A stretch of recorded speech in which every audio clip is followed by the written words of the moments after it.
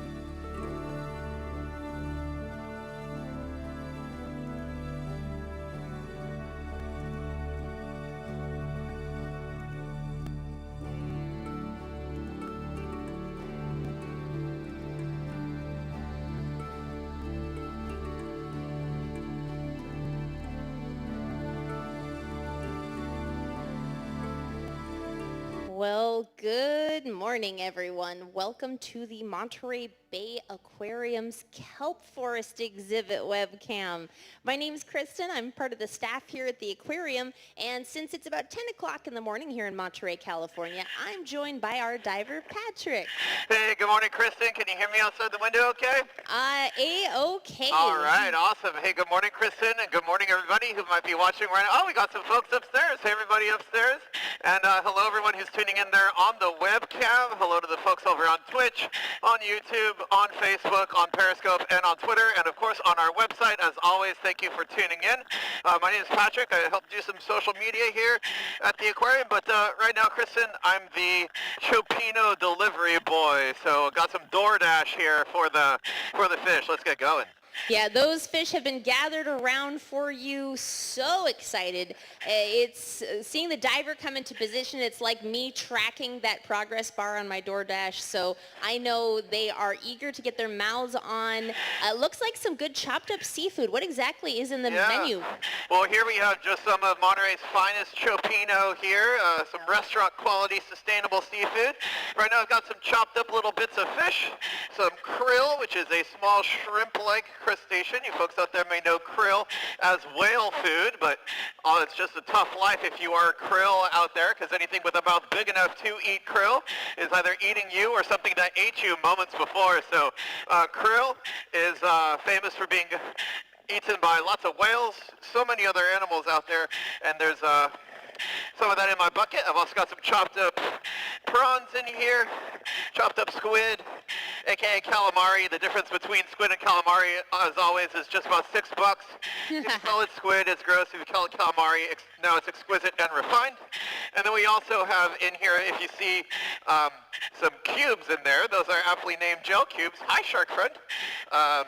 And those gel cubes there are basically like the Brussels sprouts or the broccoli, rounding out the diet there for the fishes. And yeah, that's what we have in bucket number 1 that I've been handing out to the smallmouths. Then bucket number 2 for the larger mouths, like this leopard shark right there. I've got some prawns, like I just fed there. We've also got some squid in there as well. So bucket number 2, I'm going to be handing out here, if the fish don't grab it out of my hands first, to the leopard sharks. Get out of here, perch. What are you doing? No.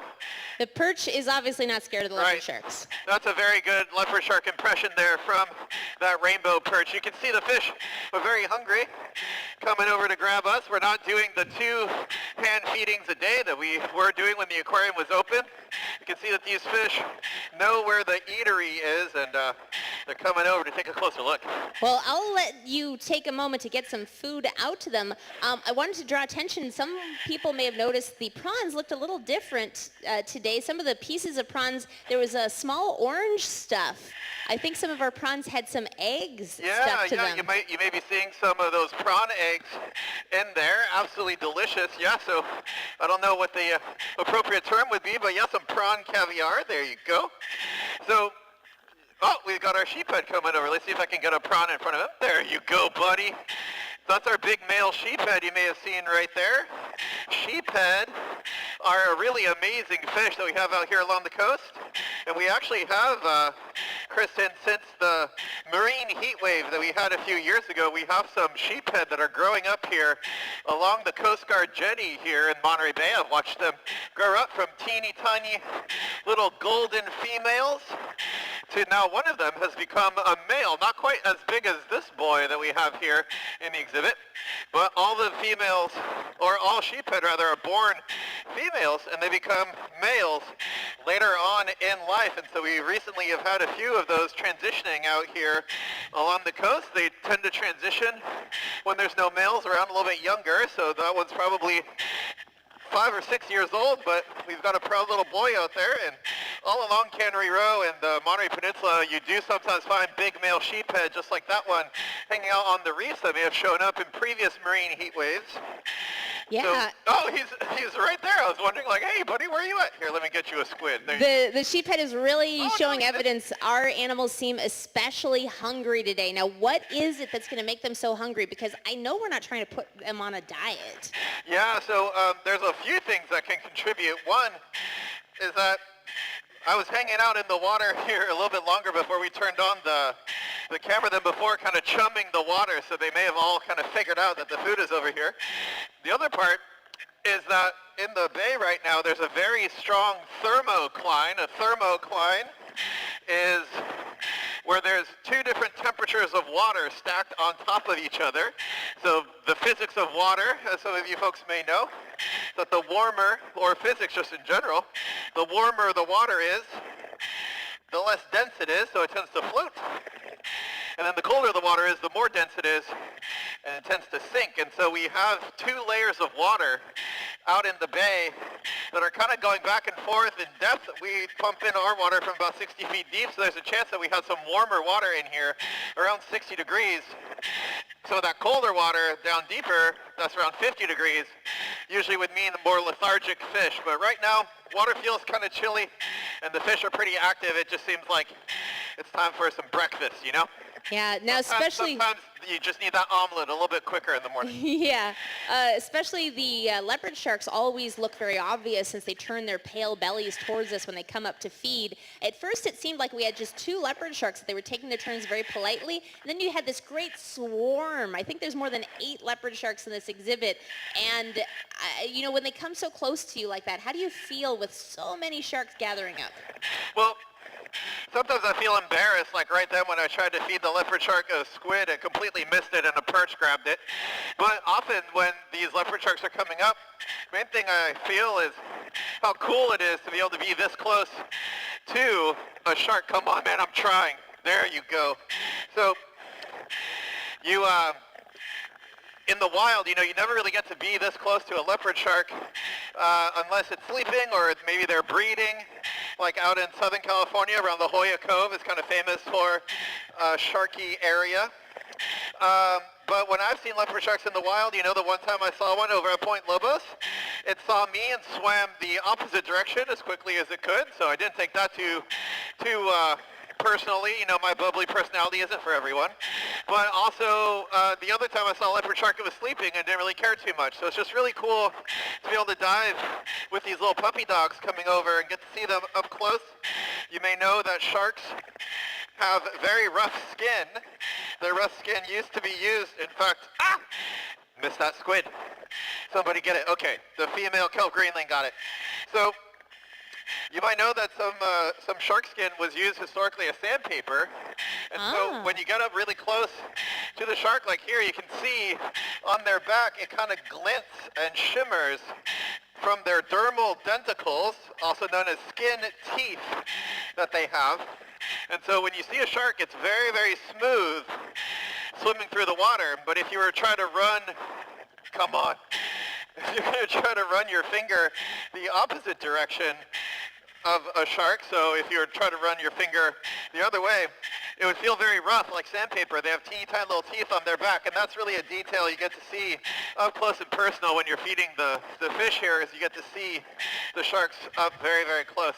There's absolutely gorgeous, gorgeous animals. Yeah, I know a group of sharks is called a shiver of sharks, but right now they look like they should be a shimmer of sharks. A shimmer of sharks, I like it, yeah.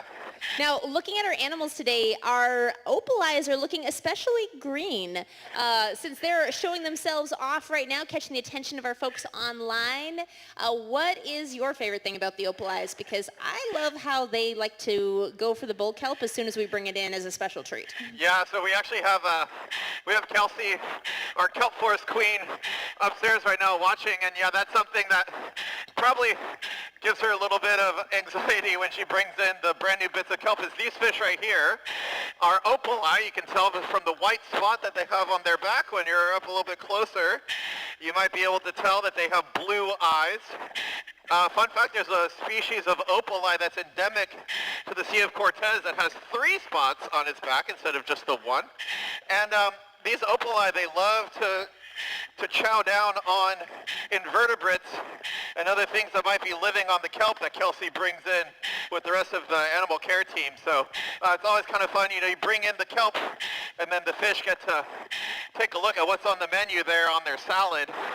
And so those opaleye, they've got those little beaks there. Yes, we're talking about opaleye right now. The leopard shark obviously wanted back in the spotlight. Yeah. The leopard sharks are just deciding to feed themselves right now. We have those opaleye. They're good examples of some of those gardeners or fish that kind of help keep the kelp clean, but can also be a little bit destructive to the kelp, as they chow down on the things growing on the kelp. Yeah, if you've got delicate kelp blades, I know chewing down an invertebrate could rip the whole thing up. This is so cool in here, though, watching you surrounded by these fish, feeding these animals. We've got some guests online who want to know what are some ways they could get in this exhibit. I know we're starting to bring volunteers back. Yeah, can you repeat the question? Sorry, I couldn't quite hear you over the bubbles. Oh, yeah. We've got some guests online who are watching how cool your job being in the water feeding the animals is, and they're wondering how can they get in our Kelp Forest exhibit? What are the ways as a staff or volunteer that people get in this exhibit? Yeah, so we obviously, if there are any of our volunteer divers, shout out everybody there watching on the webcam. We miss you. The windows are pretty clean, you know, the animal care team is doing its best, but we definitely miss all of you out there helping keep the exhibits spick and span and also doing the feeding shows. So to be a volunteer diver at the aquarium, when there's not the coronavirus, it involves being a scientific diver or equivalent, which is a master scuba diver. So if you were a dive master and instructor, that would be a good thing. Or if you were a university AAUS scientific diver, that's really good training that you're going to want there. You're also going to want to have some cold water experience because scuba diving in the tropics is a whole lot of fun, but once you have a thick wetsuit, a hood on, gloves, booties, it can be a little bit constricting, so you definitely want to have cold water diving experience. I think generally the idea is like over 60 dives in cold water, and then you just need to have some time to come and dive in the exhibits, learn how to clean the windows. I've been a volunteer diver at the aquarium, I think going on maybe 7 or 8 years now, and I know that it took me a long time to figure out how to position yourself on the window, how to clean and everything.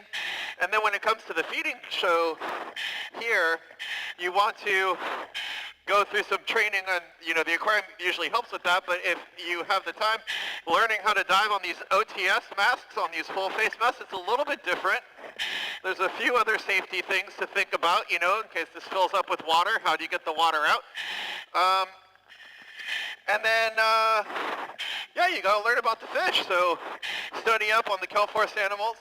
We have amazing volunteer divers that dedicate so much time and energy to learn about these animals and then sharing it with all of you folks out there. So definitely not unattainable. And there's probably a local aquarium to where you are or a science center or something that's doing a similar operation. So check out those opportunities near you. And then if you're over here in Monterey for a while, hit us up. You know, you've had so much chance to get up close with these animals. What is your favorite fish? Oh, my favorite fish. I don't want to make any enemies in here. As you can see, the hungry hordes are all staring at me, so I definitely don't want to offend anybody that we have in here. So I'll just pick a favorite fish of the day. And well, let's see. I wonder if I can get this kelp bass to come over and take a little bit of a closer look. No. All right, it won't be you. If you don't want to be on camera, I'm not going to talk about you being my favorite fish for the Too camera shy. So let me just pick another favorite real quick. I'll just go with, maybe these striped perch here. Embiotica lateralis. Absolutely beautiful, beautiful fish here. Surf perch. We've talked about this before, but Monterey is the surf perch capital of the world. We have more species of surf perch in our waters than pretty much anywhere else. So on any dive, you're going to see these perch are absolutely gorgeous. They give birth to live young, so that's something that's really cool. Sometimes you see a very pregnant surf perch out there that's getting ready to have that next generation. But the reason it's my favorite for today in the Kelp Forest, something you might not be able to see online, and so I recommend going out scuba diving or when we're able to come to the aquarium again. With these fish on their stripes, they have electric blue stripes, and if you get a close-up photo of the face of one of these perch, they're just absolutely stunning with those iridescent lines of purpley blue.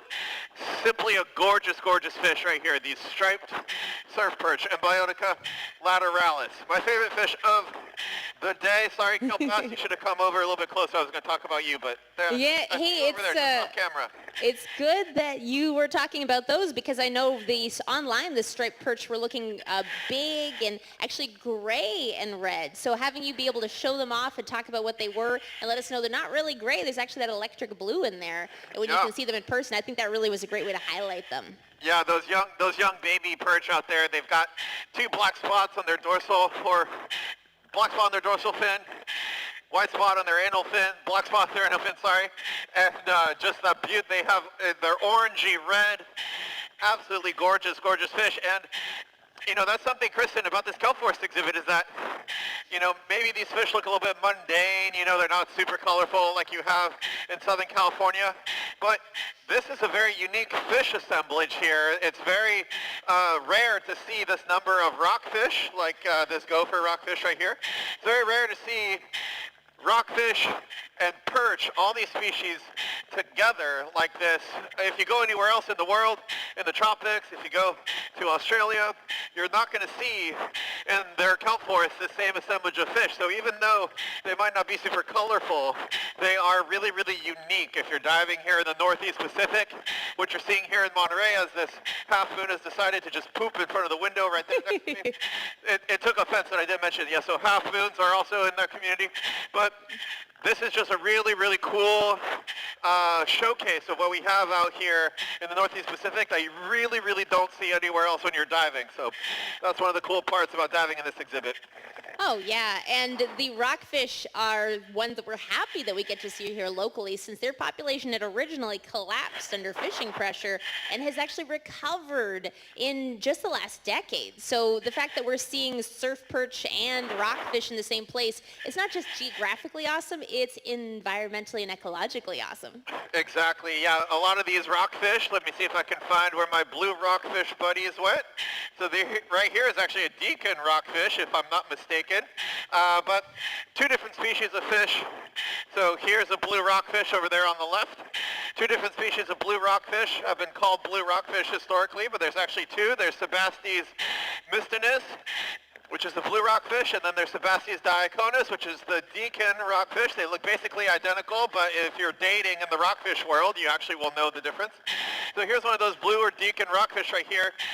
These, along with black rockfish, are fish that you can now eat sustainably again when most rockfish species have basically cratered because many of them reproduce very slowly and live a long time, as opposed to, black rockfish, blue rockfish, which live a little bit short amount of time, reproduce a little bit more readily. So we've got, black and yellow rockfish, gopher rockfish right here, but there's also rockfish like vermilion rockfish or canary rockfish, bocaccio, that were nearly completely wiped out along the coast here simply because we were catching too many of them for them to reproduce.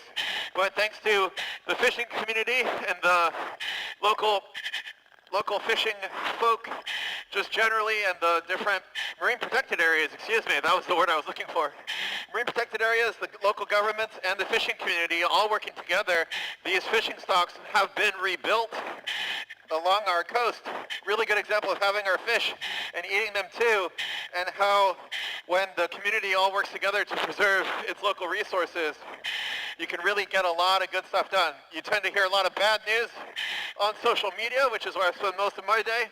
We can tell you that there are many success stories out there that have to do with starting small in your local area, which then expands out to national importance. So those rockfish are a really cool story of fish that were nearly gone that are back now in a big way. Yeah, and they're such an important part of the community. We have so many different animals that play their role in the kelp forest. And even in this exhibit, I don't know if it would be the same if we didn't have everyone. Like, we know we have kelp and we have sea urchins. The sea urchins eat the kelp, so we have species in here that keep our urchins in check. Exactly, yeah. There's, you know, we often talk a lot about what sea otters do for the kelp forest, but equally important is the community level control, or what we like to talk about, the resilience of the kelp that comes from having all of its players in there. So sea otter is certainly important in the urchin story, but we also know that when we have sheephead and lobsters and wolf eels and sunflower sea stars, like we used to have along the coast here, you have a pretty good control on sea urchin populations and other grazers, like down off of the Channel Islands. And it just reminds us that that's why it's so important to protect individual species when you hear about them, why it's important to protect habitats where these animals live and feed and reproduce, because we know that if you have an environment that's able to support, say, a great white shark, that's also an environment that's healthy enough to support all of the other animals that lead up to the great white shark, and thus helps out the people on land that rely on those ocean resources. So when you hear about, oh, we need to protect this species or that species or this species, often what that means is if we can have more of this species, it means that the whole ecosystem has been preserved in a manner that we can have all the other players in it. That's what we mean when we talk about coastal resilience, ecosystem resilience. It's also a good analogy for human populations. That's why it's so important for everybody to be at the table making decisions about our world, because having everybody be a part of it, just like everything, all these species here being a part of that community in the wild, having all of our people working together is how we can create resilient solutions to the problems that we face. So it's everything that we see in here, I'm surrounded by all these different species. We need all of them. Yeah, like for the kelp forest to work. You take one of them out, stuff starts to not work as good. Yeah, like the long orange fish, the senoritas, they help the opaleyes to keep the kelp clean. Our big sheephead with his big orange spot, he's going to actually help in here with those wolf eels, with our urchins. So it's happening right here on a small scale as well.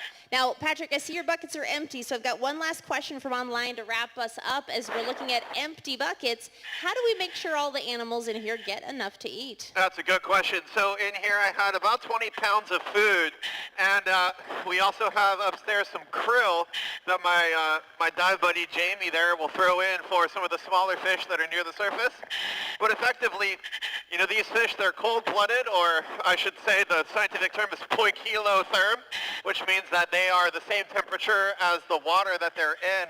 So they don't need 3 meals a day like us to be able to maintain our internal body temperature at the right level. They can kind of ebb and flow. They'll eat a lot and then kind of chill out. So the idea here is we throw out enough food so that everybody who's really hungry comes and eats that food. As you see, a lot of them have kind of dispersed and left. So at the next feeding, these fish, they're still kind of hanging out, will probably gobble up more food than the other ones. It all kind of evens out there that way. So right now you can see there's a lot of fish over in the corner in the back there that are not coming over to grab any food. Those are the ones that are good for a little bit. And these ones here that might still be interested, they'll be first in line next time. Nice. Well, we are doing the same strategy for our next feeding at the open sea, where we've got our big hammerhead sharks on exhibit currently, which means we're about wrapped up in here. I did have a last-minute question get snuck in, which is perfect for you heading out of this exhibit. With this cool mask, how do you equalize your ears when you go up and down into this big, deep kelp forest? Oh, it's a great, great question. Yeah, so inside this mask, some people will take the nose piece. There's a nose piece in here if you wanted one. that you can basically push up into your nose and breathe out through your nose to clear your ears that way. I'm very fortunate as a diver that I can clear my ears just by blowing out through my nose and kind of opening up my throat a little bit. So when I was 16, I was hit on the side of the head by a wave that it popped my eardrum. And then for whatever reason in that time, I trained my muscles to be able to open up my ear in that time. And so now when I dive down, I don't need to pinch my nose or anything. I can just clear my ears swimming down.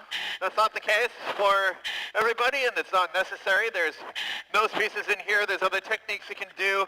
If you become a free diver, there's lots of cool tricks you can learn breathing that allow you to open up your passageways there, equalize the pressure that don't involve squeezing your nose together. So if you're interested in that, or if you have a hard time opening or closing your ears there, take a free diving course that can really help you out how to get everything equalized in there. That's such great advice. We've had so many good tips for people who want to get in the water as divers today.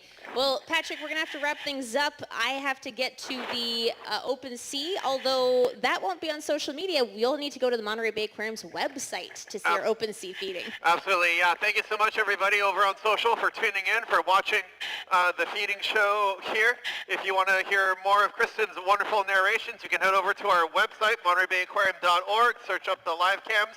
And also on our website, you'll see below every single one of our live webcams, there's a little donate button if this is the kind of thing that you enjoy watching for education, or if you just have the Kelp Forest cam, open sea cam on in the background during the day. If you have the means, a couple of bucks goes a long way to help us keep those cams coming to all of you. But if you're not able to support the aquarium financially in this moment, no worries, just give us a subscribe over on Twitch, over on YouTube, follow us on Twitter, on Facebook, on Instagram. Those follows help us reach more people with our message, so no worries if you don't have money at the moment, totally understood. But yeah, give us a follow on social media for more. Sign up on our website for updates. And yeah, go check out Kristin over on the Open Sea Cam over on our website here. Well, it's been great hanging out with all of you online. Patrick, pleasure working with you again. And we'll see you all soon online. See you all soon. Yeah, thank you, Emily, who's over there watching the social media questions, for sending those over to Kristin. Thanks, everybody, for watching over on social media. Hope you have a fantastic rest of your day, and we'll see you again soon at the Monterey Bay Aquarium.